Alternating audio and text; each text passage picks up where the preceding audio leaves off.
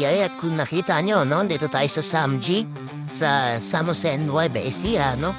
So, dahil ito ang first time na lumabas, ang buong music team ay nagkakagulo-gulo na, no? So, ito ngayon si George II, yan, nagluluto na siya, no? Makarami daw kami. Ayan, so, ito ang buong team.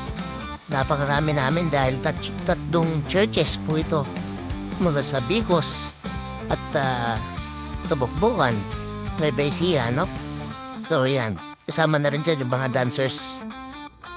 Ayan, so, first time po ito nangyari na lumabas kami lahat. Kailangan po ito sa team upang mabuild lalo ang mga samahan eh. Dati ay nakapag-team building na kami sa Baguio, no? So, ngunit marami pa rin hindi nakasama at ilan na kaming music team na nakasama, no? At hoping pa rin na magkakaroon pa ng pangalawang team building, no? Para sa lahat. Ayan.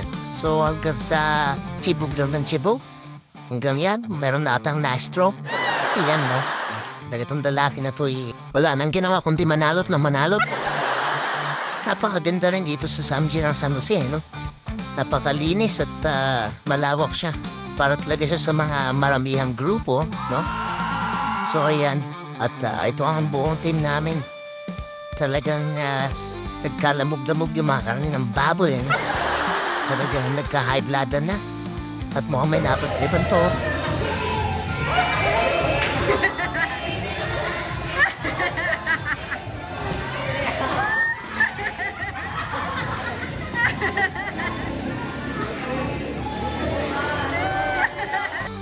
Ayan, no? So, napagtripan pa yung pinakamabait sa amin.